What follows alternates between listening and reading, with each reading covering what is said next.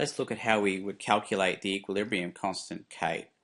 So here's a typical problem. I think this is the best way to illustrate this, is to look at this and say, well, we've got SO2 and O2 placed in a flask at the beginning of a reaction. They both have a 1.000 molar concentration.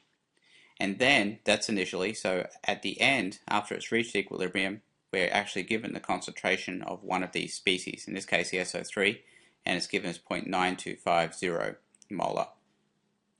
So what we're going to do is we're going to show a table and the setups for the equations. And here's how it looks. So initially we've got a 1.000 and 1.000 and 0 on the product, because there is no product yet when we put in the SO2 and the O2.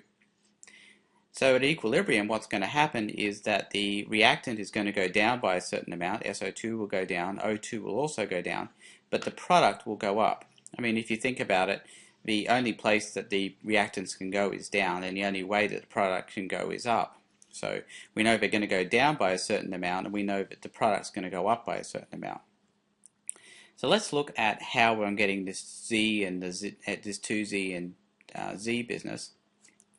So if we have a reaction, and what I've done here is I've gotten 6 blues and 6 reds, and the blues are O2 and the reds are SO2, and that's all we've got in the reaction at the very beginning.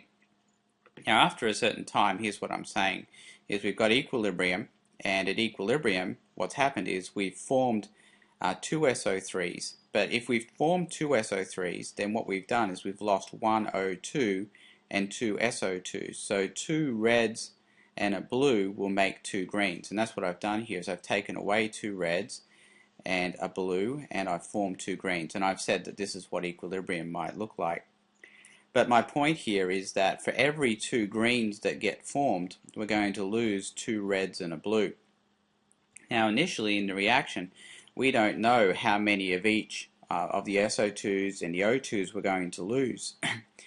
And we're also going to form SO3s, but what we do know is that there's a stoichiometric relationship that's going to happen, and that is for every 2 SO3s that get formed, and we don't know what this Z is, it's some sort of magical number, we're going to lose 1 O2 and we're going to lose 2 SO2s. So what we can say is it's going to be 1 minus, and we can just match this to the coefficient, 2 and a certain amount Z, minus Z, and then plus 2Z. So these are going to go down by a certain amount, and this is going to go up by a certain amount. And what we know is that it's going to go down by the same amount of SO2 as we form SO3. And for every O2 that we lose, we're going to lose 2 SO2s, and we're going to form 2 SO3s. So it's all going to be matched on the coefficients that we have in the actual reaction. Right, so take a good look at this slide and make sure you understand that. And the Z is an unknown quantity. We don't know how much it's going to go down on the reactant side or how much it's going to go up on the product side, but the table allows us to make that calculation.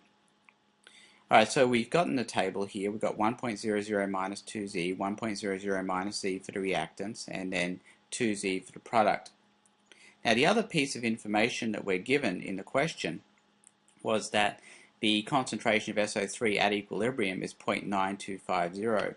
So that is, this 2Z business actually equals 0.9250, because this is actually the equilibrium concentration.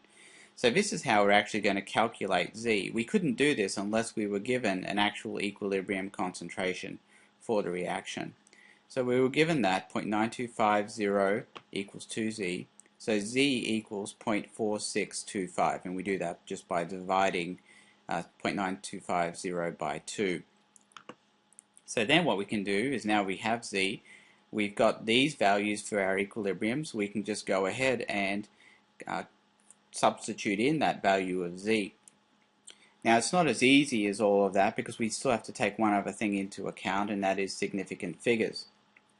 So let's have a look at an analysis of significant figures for this problem. So the 1.00 minus the 2Z is going to be 1 minus 2 times 0.4625. Now when we do that, since this is a subtraction, we've got 3 decimal places here.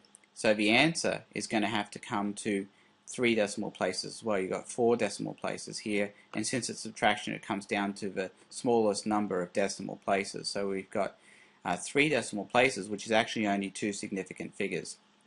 We do the 1.00 minus z, that's 3 decimal places, 4 decimal places. That's going to be three decimal places as well.